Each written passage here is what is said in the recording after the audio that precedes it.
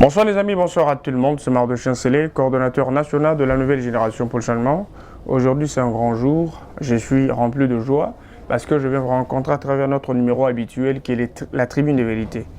Aujourd'hui nous allons essayer de parler spécialement de la province du Lualaba avec l'élan de développement que Madame Fifi Masuka Saini, le gouverneur intérimaire du Lualaba, a mis en exergue. Aujourd'hui elle a pris ses ambitions qui sont positives, c'est lesquelles sont inscrits dans la logique de la vision du président de la République, n'est-ce pas? Cette femme se met à mettre en musique ses valeurs pour, n'est-ce pas, répondre aux besoins de la population du Lualaba. Ici, c'est un grand jour parce que nous allons aller dans le détail pour expliquer, n'est-ce pas, à la population lualabaise, en particulier la population du Congo en général, la réalité du Congo, et la réalité de la province du Lualaba en particulier. En particulier, ça veut dire on parle des actions à impact visible. On parle de l'élan de développement que connaît la province du Lualaba. On parle, n'est-ce pas, des efforts que l'excellence Fifi Masuka est en train de faire pour éradiquer les conflits coutumiers, consolider l'unité nationale, unir les communautés. Je vais vous proposer des éléments pour voir ce qu'il est en train de faire dans le territoire de Dilolo. Les avancées sont très significatives, je pense, là où il y avait des conflits, excusez-moi, coutumiers. Aujourd'hui, les gens parlent le même langage. Nous allons parler de Jacques Ndala, qui a un petit problème. Aujourd'hui, vous avez suivi sur les réseaux sociaux, d'une manière ou d'une autre, les gens parlent, les gens discutent. Est-ce que Jacques Ndala doit être à la base de la mort de notre frère Kajombo? Et qu'est-ce qui s'est passé? Je pense seulement que les gens ont pris les propos de Jacques Ndala, les écrits, les expressions de Jacques Ndala, par rapport à la position que prenait le grand frère Kajombo dans ses sorties médiatiques. À ce que je sache, je ne pense pas que Kajombo était en train de mentir. Il menait ses enquêtes, il donnait la vérité sur la genèse, l'origine douteuse de Moïse Katumbi Tchapou, le président de l'Ensemble pour la République. Et aujourd'hui, on suspecte que Kajombo a été empoisonné et les gens vont plus loin pour vous dire, voilà, le camp de Moïse Katumbi qui était touché par la vérité que Kajombo était en train de sortir, est-ce que ce que Kajombo disait choquait le camp Moïse Katumbi? Point d'interrogation. Et pourquoi Jacques Ndala se victimise? Parce qu'on ne l'a pas encore officiellement indexé, que c'est celui qui est à la base de la mort de Kajombo. S'il est aux arrêts, peut-être le mobile n'est pas encore de valet. Mais à ce que je sache, c'est qu'en politique, les gens qui nous suivent doivent comprendre qu'on ne peut pas tenir les propos de n'importe quelle façon. On ne peut pas développer des sentiments. Ça peut se coïncider avec quelque chose et directement au temps possible ou pour auteur du meurtre. Ce n'est pas moi qui l'ai dit, j'ai fait mon analyse. Maintenant, je voudrais aussi dire quelque chose par rapport à la sortie médiatique de Jacques Ndala dit qu'il est kassaïen, qu'il ne peut pas soutenir, il n'est pas obligé de soutenir Félix Tshisekedi. On ne soutient pas Tshisekedi parce qu'on est kassaïen. Je pense que Jacques Ndala n'a pas un cursus politique plus robuste que les autres qui sont contre Tshisekedi. Je veux parler de Varis Bochab et tous les autres caïmans du FCC qui sont d'origine kassaïenne, mais qui ne soutiennent pas Tshisekedi. Ils ne font pas du triomphalisme. C'est pour vous dire que Jacques Ndala, il est infinitésimal comme ça. C'est un petit microbe sur le plan de la politique. Donc, qu'ils soutiennent ou qu'ils ne soutiennent pas Tshisekedi, Tshisekedi, il est très à l'aise. Et je sais que Jacques Ndala, tu as commencé en musique comme chroniqueur musical, mais tu n'étais pas politicien. Donc, la politique, tu l'as tenue par le tronc. Tu l'as tenu parce que tu as besoin d'avoir l'argent. C'est comme ça que vous faites votre politique. Mais nous autres, on ne fait pas la politique parce qu'on a besoin de faire l'argent, mais c'est la passion, c'est le patriotisme, c'est l'engagement de longue date. On est encore à l'uniforme, nous sommes allés à l'université. Aujourd'hui, nous sommes des acteurs politiques. Donc c'est comme ça qu'on fait la politique. On ne peut pas faire la politique par sentiment, on ne peut pas faire la politique par circonstance, on ne peut pas faire la politique parce que juste tu parles, tu as juste une certaine locacité qui est creux, mais c'est fini. Pour les autres, ils sentent que tu es un élément utile. Non, mais l'IDPS, il y a des gens 100 fois plus que toi. C'est pour vous dire que tu sois kassaïen, que tu ne sais pas Tshisekedi, ce n'est pas une alibi, ce n'est pas une raison que tu allais soulever. Et deux, un homme politique ne peut pas menacer les services de sécurité. Jusque-là, tu es arrêté, tu joues de la présomption d'innocence qui est plus forte même que la présomption de condamnation. Donc, si on t'arrête, mieux vaut garder silence. Il faut suivre. Quand on t'arrête, quand on te reproche de quelque chose, tu dois garder silence parce que tu risques de commettre des bévues. Tu risques d'aggraver la situation. Si on t'arrête, tu dois garder silence pour voir dans quelle mesure tu peux orienter ta réflexion. C'est comme ça. Tu ne peux pas commencer à t'agiter. Parce qu'en droit, on dit nul ne peut se prévaloir de sa propre turpitude. Ton attitude manifeste une certaine agitation. Mais point d'interrogation, pourquoi cette agitation? Je pense qu'avec le temps, nous allons essayer de comprendre quelle est la suite réservée à Jacques Ndala. Qu'est-ce qui lui est reproché? C'est quoi la suite avec les enquêtes qui sont en train de mener sur la mort de Kajombo? Nous aurons la suite. Je vais aussi, je ne peux pas continuer cette émission sans passer aussi de son éminence Laurent Moussengo Passignan, le cardinal métropolitain qui vient de nous quitter. Je pense que c'est une grande perte, comme nous l'avons toujours dit, ce sont nos pères qui ont tracé un chemin et surtout, ils ont des mérites que nous devons vraiment mettre en musique, pérenniser, l'intérioriser pour que ceci nous serve. Dans quelle mesure nous pouvons aussi diriger nos institutions avec les valeurs qu'incarnaient ces gens. Ils sont nombreux, nous avons Cardinal Maloula, et ainsi de suite. Je pense qu'il mérite et il a mérité les hommages dignes de son nom, de son cursus, parce qu'il s'est impliqué dans des dossiers très sensibles qui ont concouru, n'est-ce pas, à la stabilité des institutions dans notre pays. Je voudrais maintenant qu'on parle de la province du Lualaba. La province du Lualaba, je ne veux pas revenir sur les choses qui sont passées. Je voudrais aller, n'est-ce pas, au but. Mes amis, en vérité, la province sort d'une situation très malencontreuse, caractérisée par les détournements de fonds, un détournement robuste de fonds à la tête de la province avec Mouyej comme gouverneur. Donc lui était venu en 2015. Je vous dis d'abord, l'intention qu'il a menée, c'était l'intention de devenir d'abord riche, devenir un homme d'affaires, un homme stable, amateur de fonds. Mouyej était venu avec ça. Sûrement, il a mis en exécution son plan machiavélique qui était, n'est-ce pas, de déstabiliser le reste de la province au profit de ses intérêts, les intérêts de sa famille politique et sa famille biologique. 96% des recettes, la province était canalisée dans ses poches. 96% des recettes étaient canalisées dans ses poches. Ceci se caractérise par le fait que le compte du trésor était alimenté par le taxe de Tefel. Tenke Funguru Mining. Mais je voudrais vous dire ici qu'au Lualaba, il n'y a pas que Tenke comme entreprise minière. Elles sont nombreuses. Les entreprises minières sont nombreuses, au-delà de 100. Maintenant, imaginez-vous que le même montant que Tenke Funguru Mining paye, les autres entreprises qui représentaient 97% des recettes de ces redevances minières ne versent pas dans le compte du trésor. Quel manque à gagner pour la province. Quelle trahison. Quelle mauvaise intention. Mais une seule taxe verse dans le compte du trésor. Et cela fait des millions. Maintenant, les autres taxes étaient canalisées dans les comptes fictifs. Le compte fictif de Mouyej, donc je vais parler de ses comptes à lui, 71 comptes.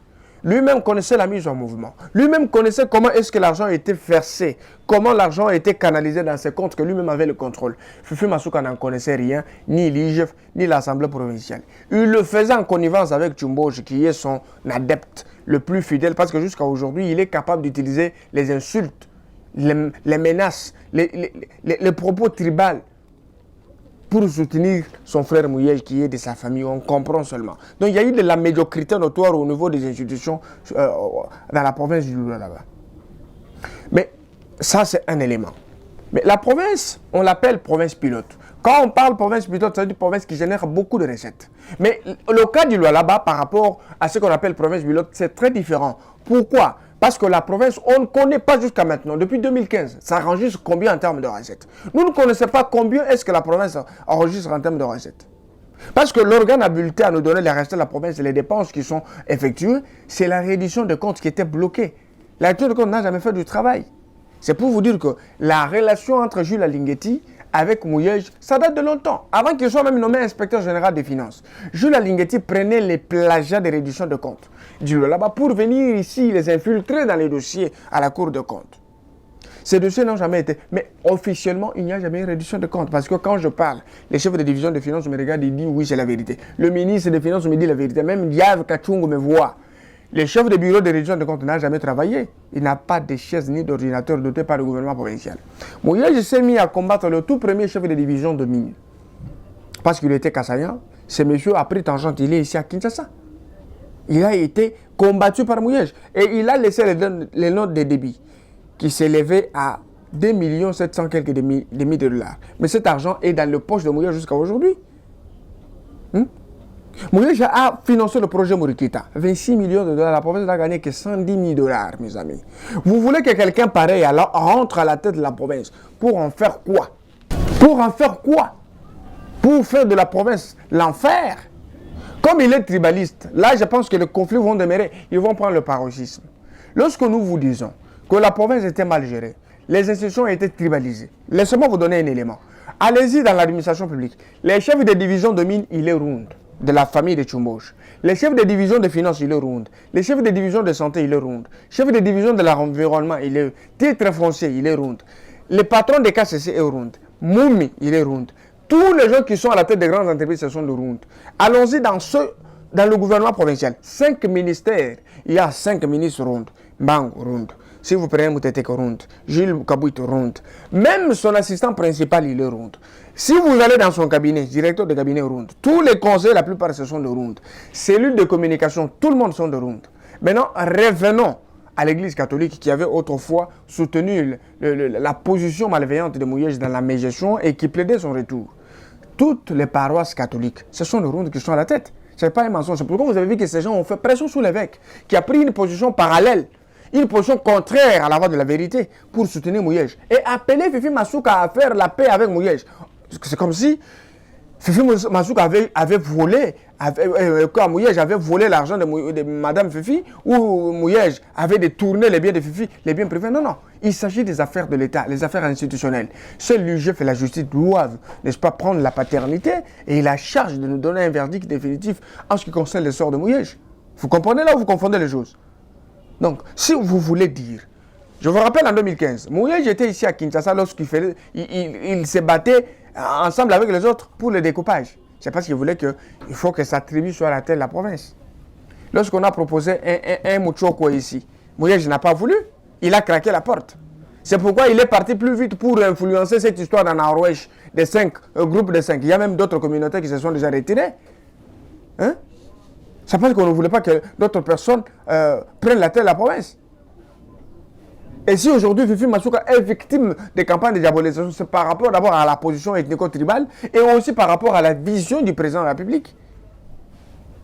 Quand nous parlons comme ça, les gens disent, voilà, nous sommes en train de faire de l'acharnement. C'est un dossier grave et sensible. Parce que c'est plus si quand même c'est que Matata Pogno a démissionné, et a détourné, excusez-moi. Alors, si nous allons dans ce lancer, qui est tribaliste? Mouyej, c'est un plus grand tribaliste.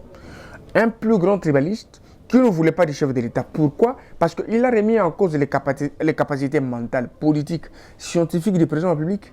Je sais qu'il y avait 55 ans lorsqu'il a accédé à la magistrature suprême. Mais Mouyej en avait déjà 65 ans.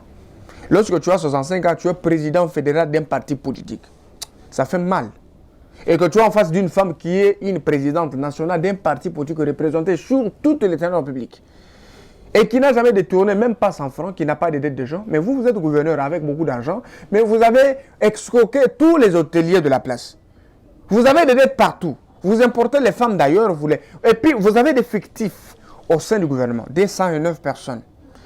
Et chaque personne reçoit 900 $ à la fin du mois, mais ils ne travaillent pas au gouvernorat. Ceux qui sont là au gouvernorat depuis 2015, ils n'ont jamais été investis officiellement, ils n'ont pas de statut juridique. Mais ce qui était important pour toi, c'est d'instaurer encore d'autres organisations. Bon, je vais parler des institutions qui peuvent encore prendre beaucoup d'argent de la province, des institutions budgétivores. Tu as pris l'arrêté numéro 79/07 de 2019 qui a mis en place des organisations, des organismes, ou je vais parler de quoi des organismes, oui, d'accompagnement aux institutions provinciales, au nombre de 6, c'est budgétivore. Il fallait prendre l'arrêté portant fonctionnement du gouvernement provincial pour permettre aux ministres de composer leur cabinet. Et jusqu'à aujourd'hui, ceux qui se font passer pour des conseillers et tous les autres membres du gouvernement provincial, ce sont des collaborateurs, ils n'ont pas de statut juridique. Ces gens peuvent commettre des infractions au nom de leurs fonctions et ils sont poursuivis par la justice parce qu'ils font ce qu'on appelle l'usurpation de fonctions publiques. Vous ne les avez pas protégés. Et maintenant, tu es prêt avec ces aventuriers que tu avais recrutés au sein de la cellule de communication, ils usent de leur qualité en tant que communicateurs du gouvernement d'utiliser l'argent de la province pour salir les gouverneurs intérimaires, l'insulter, construire des magazines fictifs pour véhiculer des mensonges et remettre en cause ce qu'elle est en train de faire. Vous avez votre fils Tchumboge, les mal intentionnés de Tchumboge là, qui à travers sa radio, il est en train de distiller le mensonge de tribalisme. Donc je pense aujourd'hui, Tchumboge veut se faire passer pour le nouveau père de la sécession katangaise, Lualaba Kassai, c'est lui qui cherche à chasser le Kassaïen du Lualaba.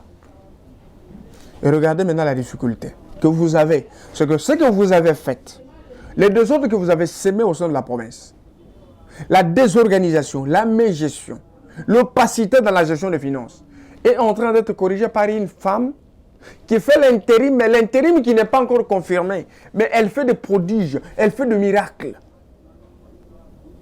Je pars avec un élément. La consolidation de la paix, l'unité communautaire, la gestion des conflits coutumiers. Fifi Masuka en fait autant. Je vous propose un élément. Dans les territoires du Dilolo, vous allez voir ce que Mme Fifi Masuka est en train de faire et ce qu'elle a déjà fait en ce qui concerne la gestion des conflits coutumiers. Vas-y. Grâce à l'implication du gouverneur intérimaire de la province du Lualaba, les conflits coutumiers des successions en cours depuis 2011 dans les groupements Naomba dans les territoires de Dilolo connaît un début de dénouement. Fifi Masuka Saini a dépêché sur terrain le ministre provincial des Affaires coutumières. La délégation du ministre Sabin Funga Mwangou a été accueillie chaleureusement grâce à la confiance que la population de la contrée envers la femme numéro 1 du Lualaba. Une première depuis que ces conflits de succession existent. Nous avons reçu la demande de chef Chiluka, demande qui consistait à aller l'installer comme chef de groupement Naomba. Pendant qu'on s'est préparé à aller l'installer, nous avons reçu une autre équipe qui est venue contester sa désignation. Alors cette contradiction a poussé l'autorité provinciale à nous envoyer sur le terrain pour aller nous imprégner. Nous sommes arrivés là-bas, nous avons trouvé réellement des déclarations toutes différentes.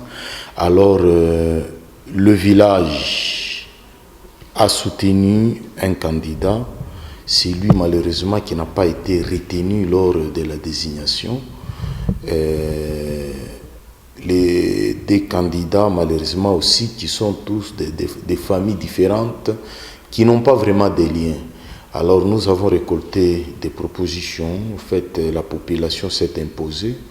Elle nous a demandé d'aller dire à l'autorité que nous voulons que le chef qui nous a été choisi par les chefs de chefferie soit tout simplement déchu et qu'on recommence les consultations de manière à ce qu'on ait un chef qui proviendrait de la famille régnante.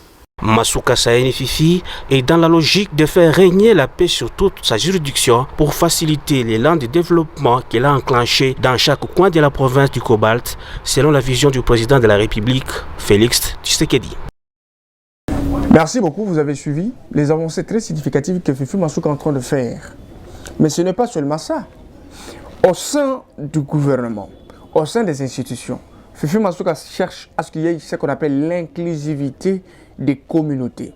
La participation positive de toutes les communautés résidant au Lualaba à la gestion de la chose publique. Si vous allez dans sa cellule de communication, vous allez voir que toutes les langues sont là. À la différence de Mouyej, qui avait que les membres de sa tribu. Si vous allez dans son cabinet, commençons par assistant principal, le professeur de Ntok, qui n'est ni de l'un ni de près membre de sa famille. Vous allez tous les conseillers de maman, Fifi Masuka, ce ne sont pas les membres de sa famille. Fifi Masuka fait la différence dans peu de temps. Je voudrais aller maintenant sur le plan de finances. Fifi Masuka arrive. Elle va mobiliser les gens à tous les niveaux. On reçoit 400 millions de dollars dans une échéance de 6 mois. Ah, c'est pas de la magie, mais c'est de la vérité. 400 millions, de 4,9% à 46% dans 6 mois. Les infrastructures de base. Je voulais suivre un élément.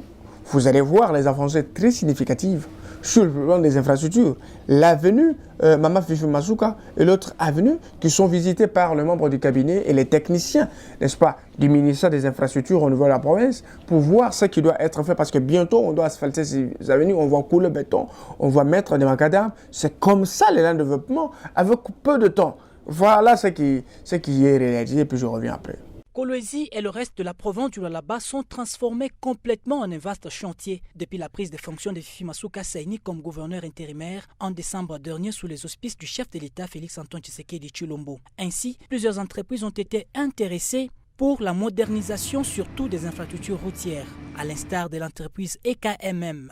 Au terme du contrat les liens au gouvernement provincial pour la réhabilitation de plusieurs artères de la capitale provinciale, cette entreprise a fait l'objet d'une inspection des routines initiée par le ministère provincial des infrastructures. Il s'agissait pour les experts de ces ministères d'évaluer les travaux réalisés par cette entreprise sur l'avenue Tchouma au quartier Mutoshi, communément appelé quartier latin, et l'avenue Fifi Masuka Saini, toujours dans le même quartier. Ces ouvrages devraient être remis au gouvernement provincial dans peu de temps, à en croire Willy Makong, conseiller au ministère provincial des infrastructures et travaux publics. Nous sommes ici, c'est parce que l'entreprise EKMM a travaillé sur deux avenues, l'avenue Tchouma et l'avenue Maman Fifi. Et l'entreprise nous a écrit pour pouvoir réceptionner ces deux avenues. Nous ne pouvions pas réceptionner sans venir contrôler, voir comment le travail a été fait. C'est ainsi que nous sommes venus pour contrôler et voir ce qu'il faut corriger et ce qu'on doit améliorer. Nous venons de remarquer qu'il y a un problème au niveau des drains. Nous pensons que c'est le cas que nous devons poser au niveau du ministère pour qu'on essaie de voir comment résoudre le problème de drainage. Cette descente sur terrain est consécutive à la réunion tenue par le ministre provincial des ITP avec les responsables des entreprises qui exécutent les travaux de réhabilitation de routes à Kolwezi et ses environs, ce qui permet au ministère du secteur d'évaluer ces travaux et faire rapport à l'autorité provinciale Fifi Masuka Saini. Vous avez vu, c'est du travail. Mais je vois Mouyej dire, voilà, Tchimboj qui dit, voilà, c'est du bricolage. Toi, tu es un député bricolé. Un député bricolé qui n'a pas de légitimité, un député immoral, insolent, instable. Donc ici, sur le plan mental, ici, tes cellules neurones peut-être sont déjà faibles, ça ne se soude pas bien pour bien réfléchir. Tu réfléchis comme un prématuré politique. On t'appelle professeur. Je pense que le concept professeur, les gens qui gèrent l'honoraria doivent encore comprendre que ce n'est pas tout le monde qui peut se faire appeler professeur. On doit plus prendre en compte l'aspect moral, les vertus morales. C'est ça, on ne peut pas avoir quelqu'un comme toi, la députée. Non, on comprend seulement que quand quelqu'un grandit au village, il évolue au village, il a la chance d'avoir l'argent vieux. Parce que c'est qui trompe les gens, ce sont des petits costumes que tu portes. Mais tu es plus vieux, tu devrais faire l'effort de donner l'exemple à tes enfants, tes membres de la famille. Et c'est les gens qui t'entourent. Tu ne peux pas te comporter comme ça. Non. Et puis les gens, quand ils disent non, tu es un fou, est-ce que quand on dit de toi comme ça ne te gêne même pas? Bientôt, on va faire la levée des immunités pour ce que tu avais fait de Moïse Katumbi. Et ce que tu es en train de faire. Et tu ne te gênes pas. Tu ne te gênes pas. Quelqu'un qui se comporte comme ça. Regardez ce que Fifi fait. Elle fait des choses concrètes. Mes amis, si nous voulons soutenir le président public, on ne peut pas soutenir quelqu'un avec des options. Soit tu es hypocrite, tu demeures kabyliste, parce que tu l'avais déjà avoué, tu as 66 ans, tu ne peux pas soutenir Tshisekedi, tu ne peux pas, tu l'as dit plusieurs fois. Et quand tu dis ça, et après, lorsque tu trouves que Fifi Masuka vient avec une autre vision, elle s'inscrit dans la vision du chef de l'État, elle est en train de concrétiser ce que toi tu n'as pas voulu mettre en exécution. Elle est en train de travailler à tous les niveaux. Ce qu'elle a fait, c'est plus que même ce que Kaboul a fait. Kaboul ne fait rien. Ce que Fifi fait, c'est plus que ce que Kaboul a fait. Mais elle l'a fait dans 6 mois. Mais Kaboul a pris 2 ans et demi. 2 ans et demi. Qui est bien intentionné et qui n'est pas bien intentionné. Fifi Masuka, aujourd'hui, elle peut être évaluée première gouverneure femme avec un leadership féminin fort et positif qui concourt au bien-être de la population. Vous ne pouvez pas prendre quelqu'un comme Maouéja, quelqu'un comme qui dirait Kaboul à le comparer à Fifi non plus. D'abord, il y a de l'hypocrisie. Bientôt, nous serons dans le Haut-Katanga pour enquêter sur la gestion de Kaboul. Parce qu'on trompe les gens ici que Kaboul gère bien. C'est un mensonge. C'est un mensonge. Nous allons mener notre enquête et on va vous amener la vérité sur la toile. Essayez de comprendre que le Lualaba est debout. Le Lualaba se développe. Le peuple lualabais est soudé derrière Fifi Masuka dans la vision du chef de l'État. Les institutions provinciales qui ne voulaient pas comprendre la vision, elles l'ont comprise avec la campagne d'évangélisation que Fifi avait mise en place pour expliquer aux gens les tenants et les aboutissants. La vision du président Félix Tshisekedi. C'est que Tshisekedi veut du peuple congolais en général et du Lualaba en particulier. Le Lualaba, c'est une province où tu pouvais entrer en un taxi. Tu vois que c'est tout le monde qui s'encharne contre le président public. Tout le monde pouvait critiquer Tshisekedi pour ne rien comprendre parce que le message qui était distillé, la campagne qui était faite par Mouyej, c'était de faire désavouer Tshisekedi. Pour preuve, vous avez vu au Lualaba, les membres du PPRD, dont Mouyej est président fédéral, ont brûlé les effigies du président de la République en fonction. Et quand on brûle, l'UDP s'est réagi, lui fait une sortie médiatique pour dire « Ne nous rappelez pas 1992 ». J'étais conseiller à la GECAMINE, j'ai connu ce qui s'est passé. Alors ne nous rappelez pas ce qui s'est passé, vous étiez jeune. C'était très fort. C'est quel message ça? Et tu vas plus vite pour dire, voilà, l'UDP, ça fait 37 ans pour fabriquer des bandits politiques qui n'incarnent pas de valeurs démocratiques. Ça, c'est Mouyej. Donc, tu sais qu'à tous les niveaux, tu es quelqu'un dépravé, moral, dépravé à tous les niveaux. Tu n'es pas un exemple dans la gestion de la chose publique. Fifi Masuka fait du très bon travail. Nous avons besoin que vous la souteniez. Je pense qu'elle a besoin de tout le monde. C'est une femme ouverte. Elle n'est pas tribaliste. C'est une femme qui les fait à bon escient. C'est-à-dire, elle s'est engagée en pleine conscience de cause. Elle connaît ce qu'elle fait. Et ce qu'elle fait apprécier de tous. C'est pourquoi nous devons nous souder pour soutenir la vision de Fifi Masuka. Cette femme qui fait l'effort de rayonner l'image du Lualaba et la vision du chef de l'État. Parce que nous pouvons mieux espérer en 2023 avec Madame Fifi, avec l'Union sacrée de la Nation. Je suis arrivé au bout et à la fin de notre numéro d'aujourd'hui, je vous laisse suivre l'hebdo de la semaine de la province du Lualaba, les réalisations suivant la semaine écoulée. Je vous aime bien, que Dieu vous bénisse.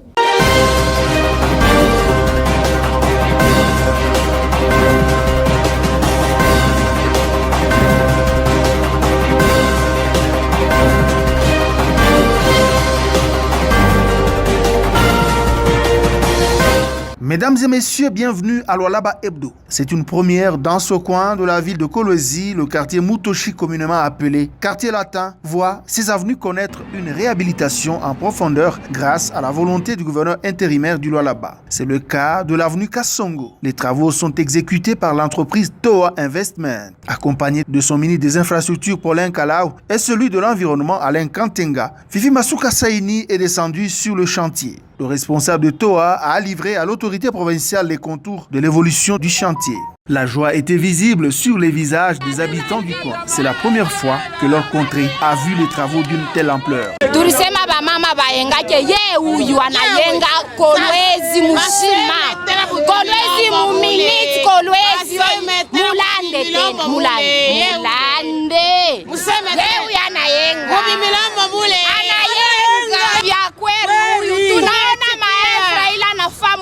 Kiloko tunamwitikia msiba na kusema mama shikata evra tunaona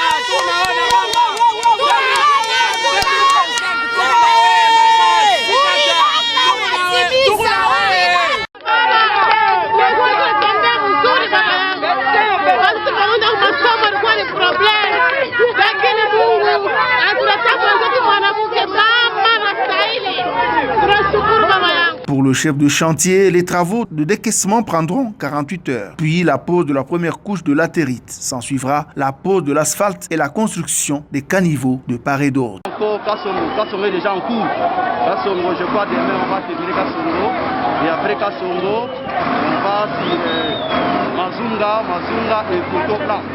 D'abord, c'est cette avenue-là qui est prévue pour nous, entreprise Toa, Masuka Saini Fifi est repartie satisfaite de ces travaux qui vont désenclaver le quartier latin. Après l'avenue Kassongo, plusieurs autres vont être touchés par la dynamique de modernisation imprimée par Masuka Saini Fifi en conformité avec la vision du chef de l'État Félix Tshisekedi Tshilombo. Déterminé à mettre fin au phénomène érosif à Kolwezi, la capitale provinciale du Lualaba, le gouverneur intérimaire est allé faire le constat d'une monstrueuse tête d'érosion qui menace depuis des années les habitations d'une partie du quartier latin. Très frappé par la dangerosité de ce ravin, Masuka Saini Fifi a levé rapidement l'option de contenir cette érosion en vue de préserver les vies de ses administrés. Elle a immédiatement ordonné le début des travaux de lutte anti-érosif par l'entreprise Toa Investment. De quoi susciter la joie de ces Lualabins qui avaient déjà perdu espoir.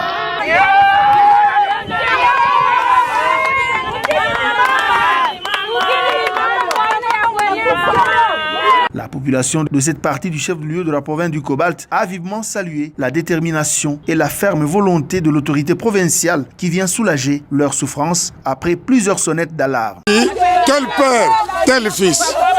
C'est mala ya kwanza ya kuona Lualaba. Gouverneur anashuka na mumanjimu. Hapa tuko munjimu munene kwa erosion ya kulatin. Yeye anashuka na mule juu ya kuisha mateso ya Balualabe. Donge anafanana na shefu yake Fachi. Niku naonesha Balualabe. Fachi yeye anaenda kukala kugoma. Kia kuisha mateso. Hivi na yeye huyu anashuka mundimu. Kia kuisha mateso ya Balualabe na Bakolwezi. Donge miku na ita Balualabe wote. Kumugongo afifi Masuka. Sana weba kwachi utumika kaji na salama. Mama ni lufu. Mama yangu. Watoto mama hapo ni Voir la province du Lualaba dotée des infrastructures dignes de la capitale mondiale du Cobalt est le cheval de bataille du gouverneur intérimaire. Fifi Masuka Saini ne cesse d'inviter ses collaborateurs à matérialiser la vision du chef de l'État Félix Antoine Tshisekedi dans la commune rurale de Fungurume, accueillie chaleureusement par la population.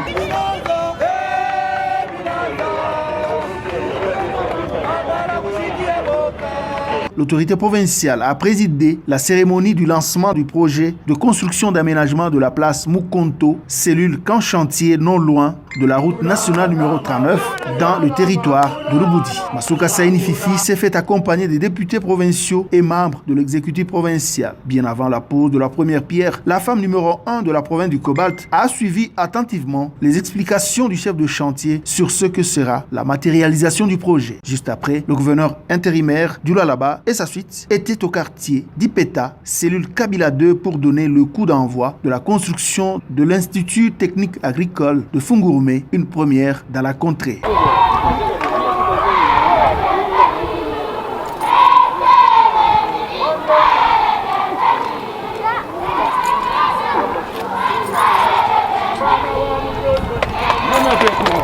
Fifi Masuka a encouragé le bourgmestre de Fungurume pour l'initiative. Elle a émis le vœu de voir la concrétisation du projet le plus rapidement possible en conformité avec la maquette.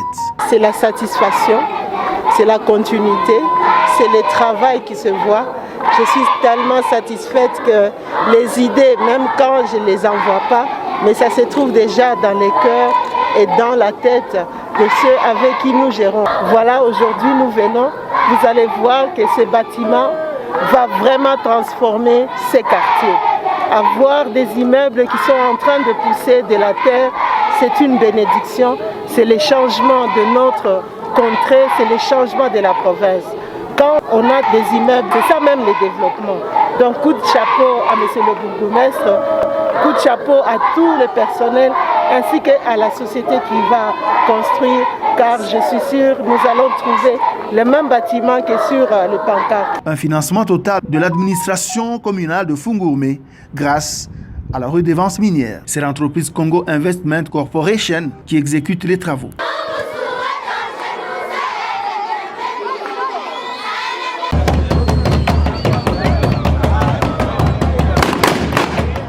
C'est par les coups de canot comme la tradition l'exige, à l'arrivée des invités de marque que la cérémonie d'inauguration d'un atelier des engins de terrassement routier et agro-pastoral s'est déroulée sous les auspices du gouverneur intérimaire sur invitation du grand chef Godefroid Munongo Kaneranera. Masuka Saini Fifi a parcouru 209 km en compagnie du président de l'Assemblée provinciale Louis Kamoni Tumbu Mataïla et de quelques membres de l'exécutif provincial dont Paulin Kalau, ministre AI des infrastructures. Accueilli par une foule immense, la délégation gouvernementale et parlementaire du Lualaba a eu d'abord droit à la présentation du programme quinquennal de la chefferie de Bayeke avant de procéder à l'étape la plus attendue du jour qui était l'inauguration des engins.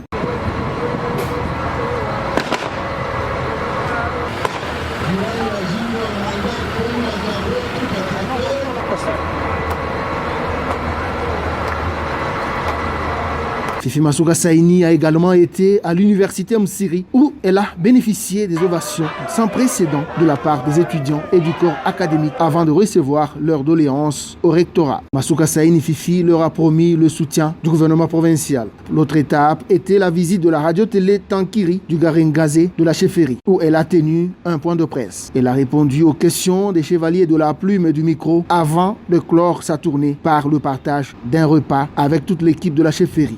Aujourd'hui, la redevance dans la chefferie de Bayeke est en train de montrer le fruit. C'est ce que nous allons retenir d'abord et pour ça, les félicitations s'imposent à l'équipe qui est en train de gouverner cette chefferie parce que ce que nous venons de voir en termes de pourcentage, nous allons au-delà de la satisfaction. Masuka Saini Fifi n'y est pas allée main bredouille. Elle a apporté un lot d'épargne pour les femmes de la chefferie. Et c'est tard dans la soirée que Fifi Masuka Saini et sa délégation ont pris le chemin de retour vers le chef-lieu de la province du Lualaba. Ainsi prend fin ce numéro de Lualaba Hebdo. Vous avez très bien fait de l'avoir suivi.